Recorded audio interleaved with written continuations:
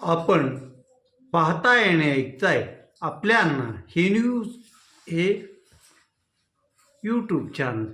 मी गणेश तुकाराम शिंदे आपणा सर्वांचं आपल्या अण्णा या यूट्यूब चॅनलवर स्वागत करत आहे.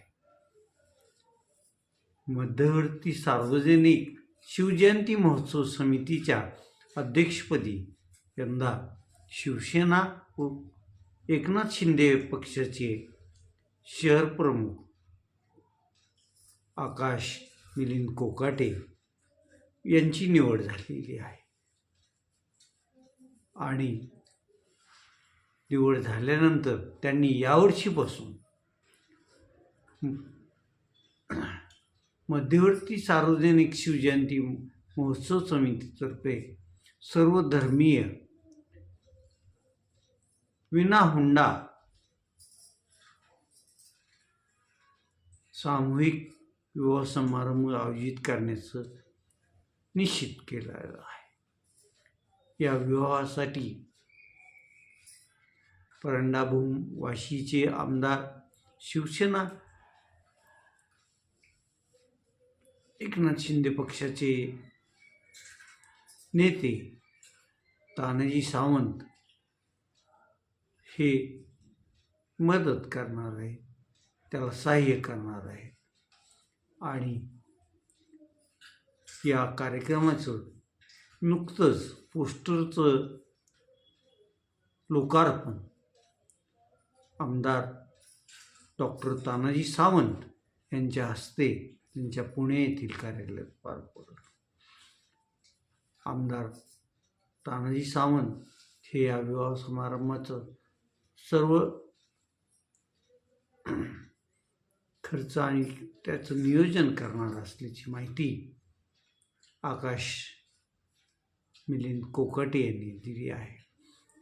या विवाह समारंभात ज्यांना सहभागी व्हायचं आहे त्यांच्यासाठी 15 जानेवारी ही नाव नोंदणीची शेवटची तारीख असून 8 फेब्रुवारीला गोरज मुहूर्तावर हा सामूहिक विवाह सोहळा संपन्न होणार आहे.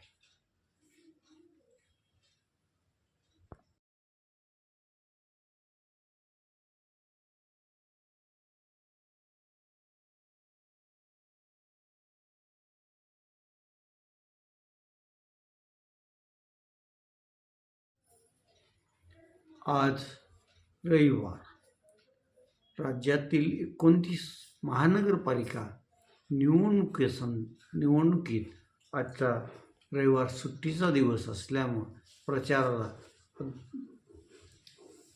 जोर चढलेला दिसून आला. मुंबईत आज संध्याकाळी यावेळेस शिवाजी पार्कवर शिवसेना उद्धव बाळासाहेब ठाकरे पक्ष आणि महाराष्ट्र निर्माण सेना या दोन्ही पक्षांतर्फे उद्धव बाळासाहेब ठाकरे आणि राज श्रीकांत ठाकरे या दोन्ही नेत्यांची संयुक्त सभा होत आहे.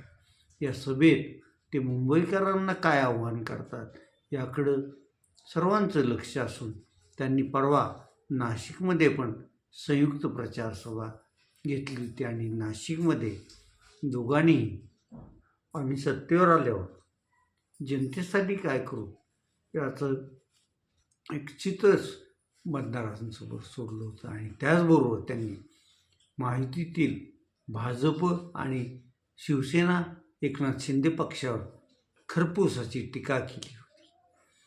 त्यामुळं आजच्या सभेकडं मुंबईकराबरोबरच महायुतीतल्या भाजप आणि शिवसेना एकनाथ शिंदे पक्षाचं पण लक्ष दोन्ही ठाकरे बंधू काय बोलतात याकडं असणार हे निश्चितच आहे. आज पुण्यातही प्रचार जोरात सुरू होता. धाराशिव लोकसभा मतदारसंघाचे खासदार ओमप्रकाश भूपालसिंह उर्फ पवनराजे निंबाळकर आणि आमदार कैलास घाडगे पाटील या दोघांनी काल पिंपरी चिंचवडमध्ये साने चौक आकुर्डी, निगडी या परिसरात कॉर्नर सभा आणि रॅली पण काढली होती. आणि आज सकाळी पुण्यात या दोघांनी शिवसेना उद्धव बाळासाहेब ठाकरे पक्षाच्या उमेदवारांच्या प्रचारार्थ भव्य अशी रॅली काढलेली होती. या दोघांनाही पुण्यात 2-3 दिवस प्रचार करण्यास पक्षप्रमुखांनी आदेशित केलेलं आहे आणि ते अगदी डोर टू डोर सुद्धा प्रचार करताना तिथं दिसत आहे. आज अजित पवारांच्याही पुण्यात चिंचवडमध्ये सभा झाल्या. मुख्यमंत्री देवेंद्र फडणवीस यांचीही आज महानगरपालिका निवडणुकीसाठी अनेक ठिकाणी प्रचार सभा झाल्या. आज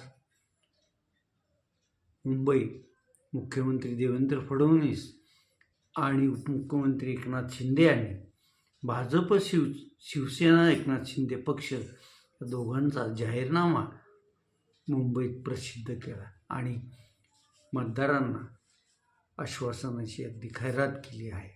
आता जाहीर प्रचाराला अगदी 2-3 दिवसच शिल्लक राहिले आहे आणि 15 जानेवारी 2026 रोजी 29वी महानगरपालिकामध्ये मतदान होणार आहे आणि 16 जानेवारी 2026 रोजी या 29 ठिकाणी मतमोजणी होईल आणि त्यानंतर मग कोणती महानगरपालिकेत कोण जिंकलं याचं आपण सर्वांना कळणार आहे. पार्टी विथ डिफरन्स असं म्हणत आपली स्वतःची पाठ थोपटून घेणाऱ्या भाजप नेमकं सत्तेसाठी काय करते याचाच ताळमेळ ना त्या पक्षाच्या नेतृत्वाला लागण आहे आणि महाराष्ट्रातील जनतेला पण लागण आहे.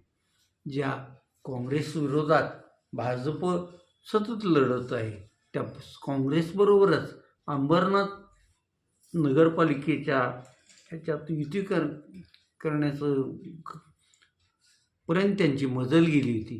शेवटी ओरड व्हायला लागल्यामुळं मग त्या काँग्रेस पक्षाचे 12 पैकी 10 नगरसेवकांना त्यांनी भाजपतच थेट प्रवेश दिला.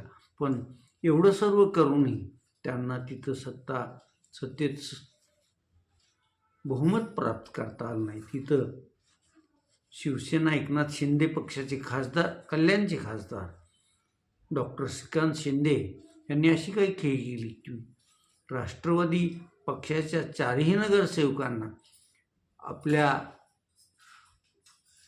बरोबर घेतलं आणि तिथं गेल्या 30 वर्षापासून जी सेनेची सत्ता आहे ती शिवसेनेची सत्ता राहील याचं